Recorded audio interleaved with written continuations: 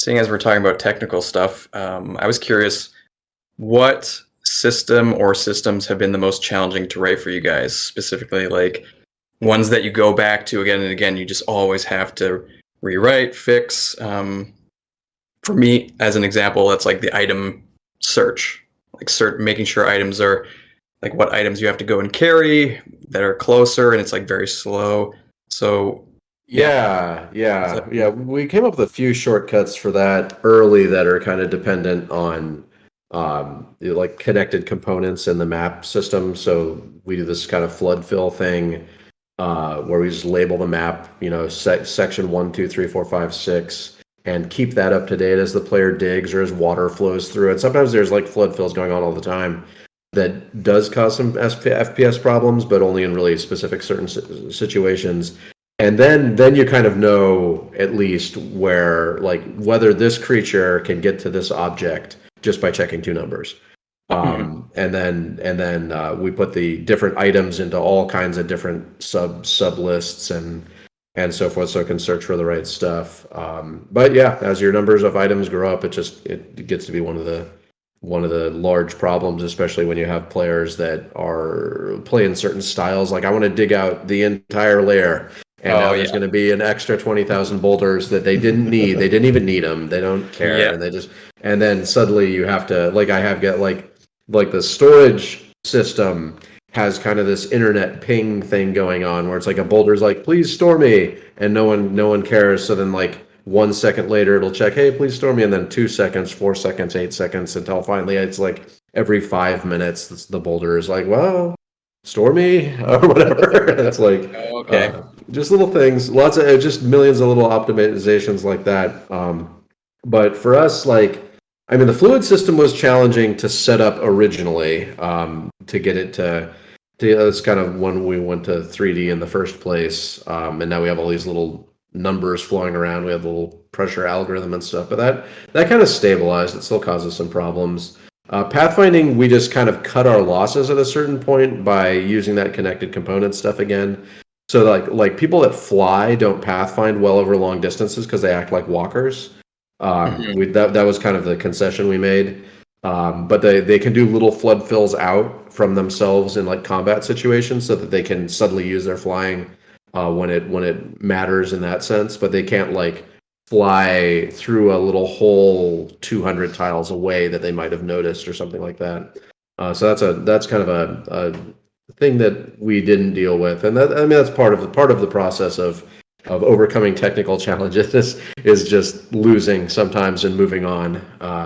Yeah, I wonder what else, like because there's the things that cause real headaches though are map generation issues that like making the caverns underground consistently stitched together over the entire world, and then there's a bunch of changes where you want to add a new type of site or something, and then if you want to work an old save file, it has to play nice with all the stitching points, and then like a seed.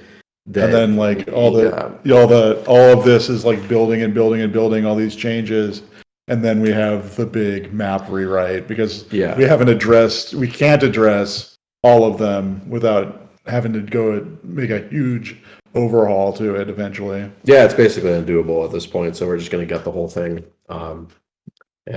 Start fresh there, and that'll be. I mean, we have basically a list of like 50 things we want to support in the new map system that cannot be supported now. Well, regarding that and seed specifically, I'm curious.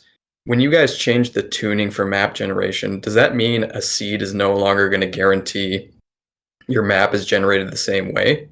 Oh, absolutely. Yeah. I mean, it's. I mean, depending on what you mean by tuning, right? Because there's different times that you can tune. Like you can tune post world gen, like your post world, like your seed for world generation in our case can run through the whole history, and then you only do the zoomed in maps later. So we can change the zoomed in maps without changing the world maps. Right. But if we change something about the world, I mean, if we change something about the zoomed in maps, like how the river is laid out or something, that's going to have knock-on effects throughout like the site generation code, especially when we get to adventure mode and they're like trying to place their farms, and now the river's in a different location. Now they place their bridge in a different location, and you can do mitigating things. Like we don't just use one seed; we have many seeds to try and like stop the cascade from breaking at certain points. And we have these mid-level maps. There's kind of mid-level maps that get generated, and those are like every world map tile is I'm probably gonna get some numbers wrong here, but something like 768 by 768 play tiles. And each one of those is broken up into 48 by 48 chunks. And so there you have this 16 by 16 mid-level map. And it has a lot of information about river altitudes, general altitude, different like layouts for geology features, and just some information in there that if we can generate that and keep that generation stable for the most part, then when we generate our play areas, the problems are all reduced down to these 48 by 48 areas, and so we can keep things a lot more consistent. Yeah, just for people that aren't following this, it's just system within system, just meta within meta within meta, and it just keeps building on itself over and over and over again. And like, so one thing is can be changed, and then another thing way over here doesn't cause an error because it's all these systems in between. Yeah, it's kind of like setting up dominoes and putting those little bricks. Those little, what are they called when you set up a giant domino setup, but then you put in those little spacers or whatever that cause it not to all fall apart if it screws up. Oh, I don't know the name of them, but I know what you're talking about. Yeah, that videos. Yeah, so you can definitely do that when you're setting up your systems to kind of have some stopgap stuff that doesn't make it all die.